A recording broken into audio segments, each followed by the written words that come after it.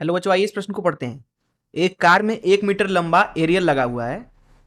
यह पूर्व से पश्चिम की ओर 100 किलोमीटर प्रति घंटे के वेग से जा रही है। यदि पृथ्वी के चुंबकीय क्षेत्र का क्षैतिज घटक जो है वह है 0.18 गुणे 10⁴ वेबर प्रति मीटर का वर्ग, तो बोला जा रहा है कि एरियल के सिरों के बीच प्रेरित विद्युत वाहक बल कितना है। पहला ऑप्शन है 0.25 मिली वोल्ट, दूसरा ऑप्शन है 0.50 मिली वोल्ट, तीसरा ऑप्शन है 0.75 मिली वोल्ट, चौथा ऑप्शन है 1 मिली वोल्ट। आइए इस प्रश्न की मुख्य अवधारणा की चर्चा करें। मुख्य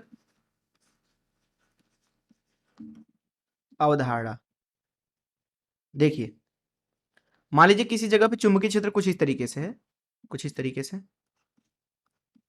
और हम क्या करते हैं, उसमें एक तार को मान लीजिए एल लंबाई का है, इसमें गति कराते हैं मान लीजिए वी गति से। तो यहाँ पे आप देख सकते हैं कि जो लंबाई है वो अभिलंबवत है गति के, वेग के, और वो अभिलंबवत है चुंबकीय क्षेत्र के। तीनों एक दूसरे के अभिलंबवत हैं। तो यहाँ पे लिखा जाएगा ई बराबर, जो इसमें विभव प्रेरित होता है इन दोनों सिरों के बीच में, उसका मान होता है बी सदिश डॉट एल सदिश क्रॉस भी सदिश।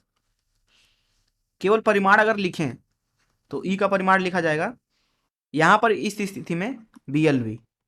तो इस मुख्य अवधारणा का इस्तेमाल करके चलिए प्रश्न को हल करते हैं। देखिए, प्रश्न में बोला जा रहा है कि एक कार है जिसमें एरियल लगा हुआ है। तो एरियल क्या होता है? एक चालक है कुछ इस तरीके से, जिसकी लंबाई मान लेते हैं एल है। मान लेते हैं जो एरियल है वो क्या है, ऊर्ध्वाधर दिशा में है।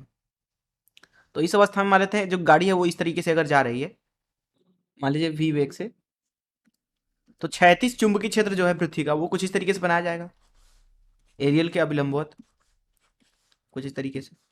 तो यहाँ पे प्रेरित विभव को लिखेंगे ई बराबर, चुंबकीय क्षेत्र अगर ये बी है तो लिखेंगे बी एल वी, जैसा कि हमने मुख्य अवधारणा में देखा।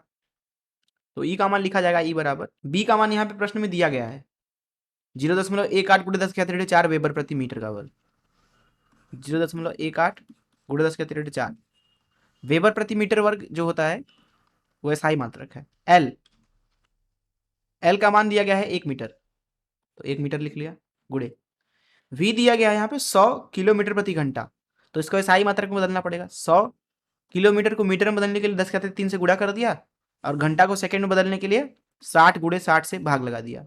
इसको जब आप हल करते हो तो ई का मान मिलेगा आपको 18/36 गुणे 10⁻³ वोल्ट। तो ई का मान लिख सकते हो आप 18/36 मिली वोल्ट। वोल्ट को मिली वोल्ट में बदलने के लिए 10⁻³ से गुणा कर देंगे, जो कि है 0.5 मिली वोल्ट के बराबर। अर्थात इस प्रश्न का जो उत्तर है वो बी सही है। मैं आशा करता हूँ कि आपको इस प्रश्न का हल जरूर समझ में आया होगा। धन्यवाद।